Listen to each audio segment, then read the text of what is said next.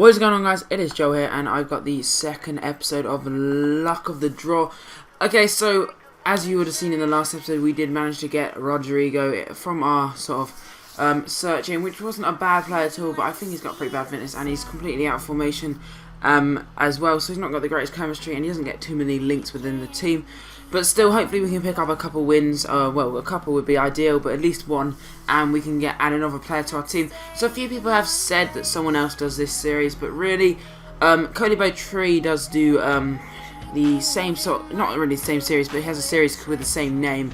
But obviously the concept is completely different, therefore I don't think it's really copying at all. So, you know, yeah.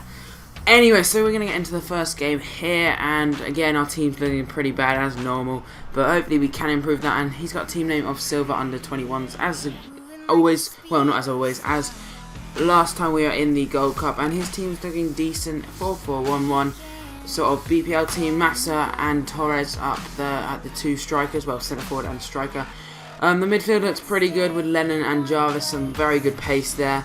And then he's got transferred Stelkenberg in goal, which is interesting. Anyway, so he does start off the scoring fairly early on here with a runs through Mata. Mata finesses it against the keeper, who parries it only back into Mata's path, who puts it into the open net. That was sort of unfortunate there.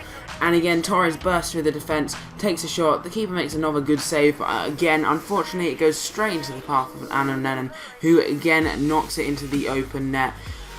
Then again, in the 19th minute, we do concede again. This team is very hard to play with, and that makes it 3-0 to him.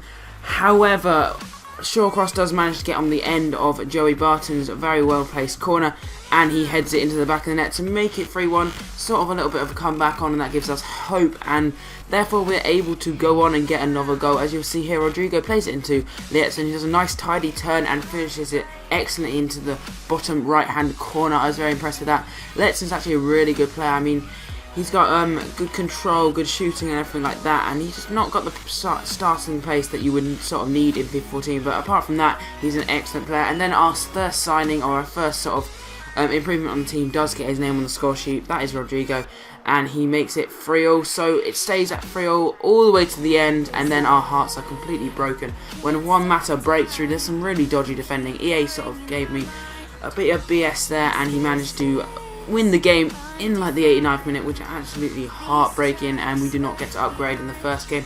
We do have another chance here as we hop into the next game against a 3-5-2 team. It's a pretty nice team with some really strong links in there, and a nice little hybrid he's got going on there. I don't know what's up with this CDM in his right mid. They're just random silvers, but you know, maybe they're really good players, hidden gems, I don't know. Anyway, so we get into the game, and again we concede early on.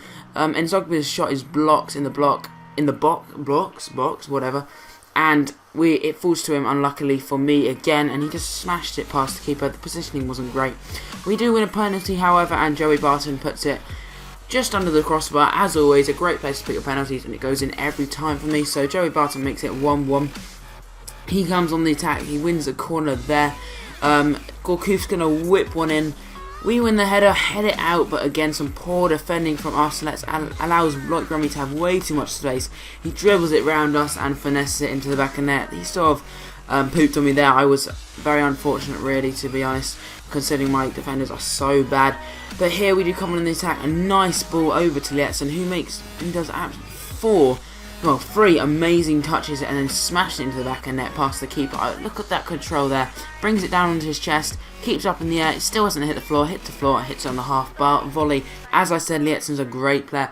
So that makes it 2-2, and again, heartbreak late on into the game. Remy runs through, turns inside and just blasts it past our keeper. We could do nothing about that, and that does mean that we end up losing that game, which is unfortunate. At the end, I gave him a bit of a clattering, so not much of a consolation, really.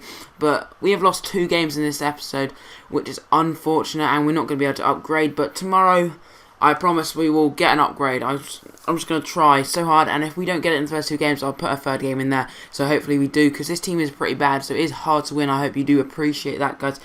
Anyway, so yeah, this is the end of the episode. I hope you did enjoy it. If you did, feel free to leave a like and subscribe if you haven't already, and I'll see you next time. Goodbye.